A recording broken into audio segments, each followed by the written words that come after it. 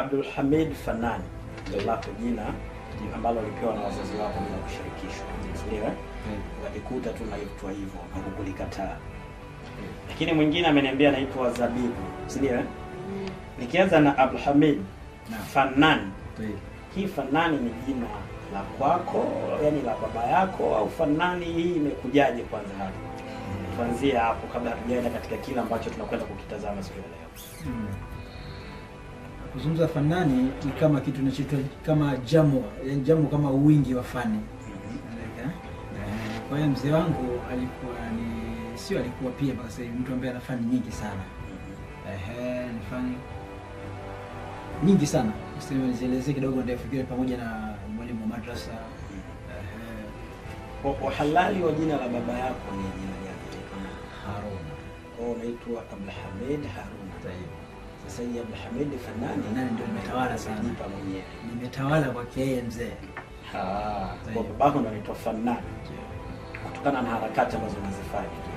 Kule mji Kasoro Bahari. Kwa hiyo sasa baada ya hapo pia kwa hiyo inakuwa kwa yeye lakini na kwa mimi. Fanani. Kwa baba akakutengenezea njia. Tayeb. Alafu wewe je, unapita katika mapito ambayo yanafaa, unataka kuchafua njia ya baba? Yaani unajua siku zote sikio haiwezi kuzidi kichwa unatambua Kwa hiyo baba atabaki kuwa baba tu. Sawa. Ingawa pia anafuata nyenendo zake, nyayo zake, mapambano zaidi. Msikilizaji wa Radio Sauti ya Qur'ani, huyo ni Abdul Hamid Fanani. Nitaka nijue kwanza hilo Fanani, manake mimi huwa nakuita, lakini huwa natamani kukuuliza, nikasema iko sehemu tutamkamata. Kwa hiyo leo unikamata. Sasa leo kama ni sehemu sasa, unajua kila kitu kinaenda na mahali na muda. Ndio. Ni sehemu ya kuulizia ilikuwa ni hapa. Inawezekana kuna watu ambao hivi sasa wanakusikiliza walikuwa wanatamani kujua hii anajiita mtu Fanani. Fanani ni baba, Fanani jina la sanaa, Fanani ni nini? Ndio.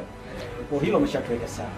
Tunazungumzia nini ambacho hasa leo umekuja nacho hapa? Tunatamani wa Tanzania, tunatamani Waislamu na sio Waislamu wafahamu ambacho Abdul Hamid Fanani anakifanya. Abdul Hamid Fanani ni nini? Anatoka wapi na anafanya nini? Okay. Tumekuja na mambo mengi sana, lakini ikiwa ni pamoja na kuintroduce pia na pia kuintroduce pia jambo letu. Abdul Hamid kwanza anaishi Morogoro. Sawa, karibu sana. Asante sana. Ndio.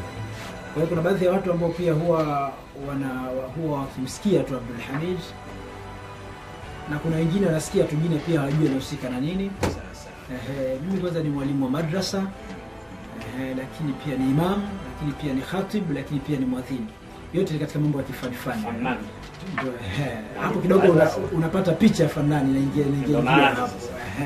Mwalimu wa madrasa ndio, halafu pia ni imam, lakini pia ni muadhin, lakini pia ni khatibu. Lakini pia tuishie kwanza hapo kwanza. Hii sio uchu wa madaraka huo. Hapana. Hivi ni vyeo ambavyo tayari Mwenyezi Mungu kashashusha tu mulka man tasha. Kwa hiyo Mwenyezi Mungu mwenyewe ndio alinipa. Kwa sababu kuwa mwalimu wa madrasa tulikuwa inatosha kumwachia mtu mwingine kuwa imam. Na mimi nataka iwe hivyo, lakini sasa pamoja na yote hayo ndio Mwenyezi Mungu kashapanga sasa. Matashauna na insha Allah. Haina Morogoro wanaangalia mtu mwenye mkubwa kuna kufanya naye karibu hapa. Yote. Lakini pia ni mwimbaji wa kaswida pia. Sawa. Nashukuru kwamba nimepata sehemu kubwa mbili ambazo nataka tuzitazame. Kabla hatujaja katika kaswida, tutumia at least kama dakika 5 kutazama katika upande wa mwalimu wa madrasa.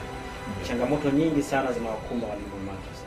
Ikiwa na kuonekana kwamba wamekosa kazi nyingine ya kufanya, kwa maana wanaamua kuingia katika kufundisha watoto elimu ya dini. Lakini changamoto nyingine ni kwamba wazazi, ushirikiano na walimu wa madrasa umekuwa ni mdogo sana.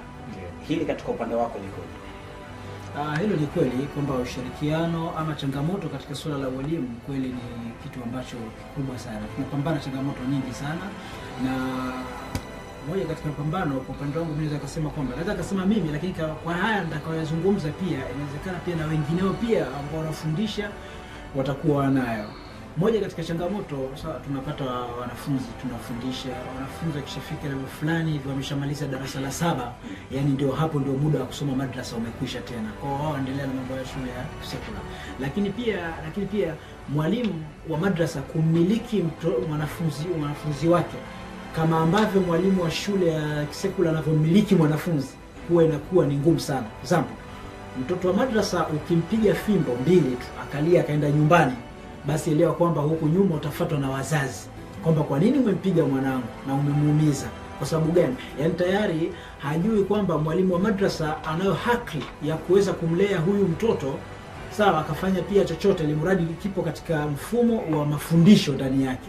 Kwa hiyo changamoto ambazo tunazozipata sisi ni hatuna ule uhuru wa kuwamiliki wale wanafunzi, lakini pia hatuna uhuru wa endelevu ya wanafunzi tulionao. Tunao tu kwa muda kadhaa, ikishafika tu muda fulani basi wao wataenda huko shule, watafanya hivi na hivi. Na pia mashuleni wanaweza wakachukuliwa wakamilikiwa kwa muda, hata wakarudi nyumbani jioni na wazazi waseme chochote na wakafurahia kwa lile.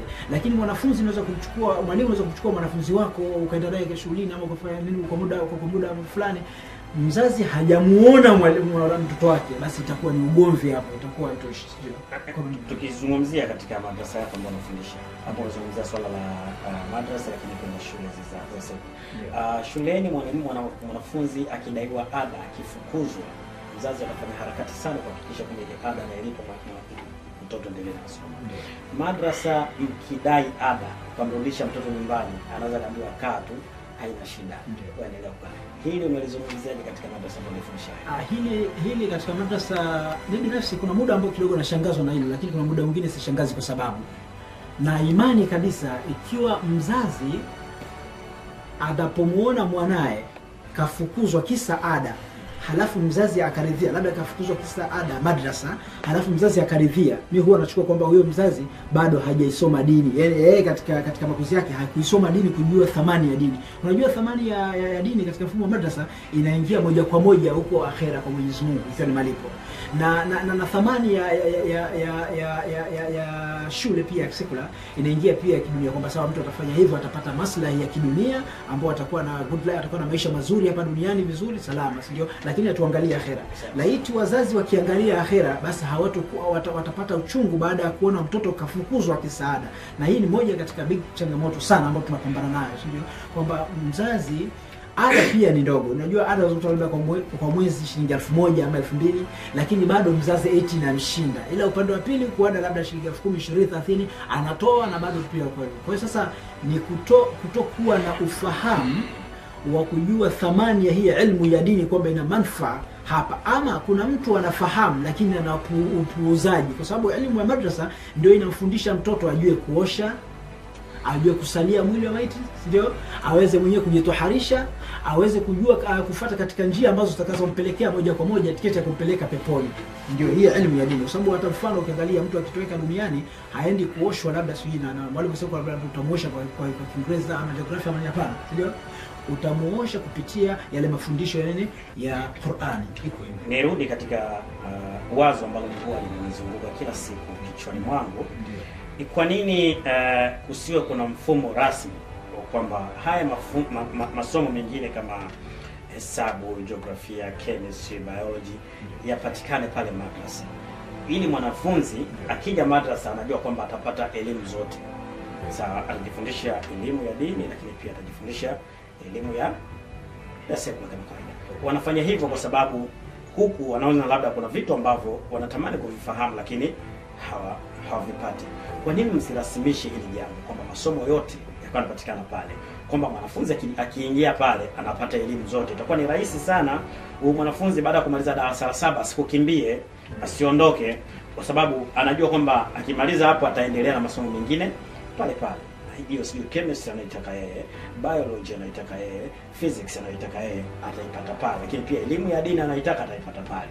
Kinachosababisha hawa wanaondoka ni kwamba mtengano wa haya masomo. Hamuoni kwamba kuna umuhimu sasa wa kutafuta walimu katika madrasa zetu hawa pia wakapatikana, ili wanafunzi wasitukimbie? Yes, hiyo pia ni wazo zuri, na ni wazo ambalo pia mara nyingi pia sio kwamba hatujawahi kufikiria, tunafikiria sana, lakini pia ni wazo ambalo pia unapolianzisha jambo hili linahitaji pia msaada pia, na watu ambao husika wa msaada huo ni pamoja na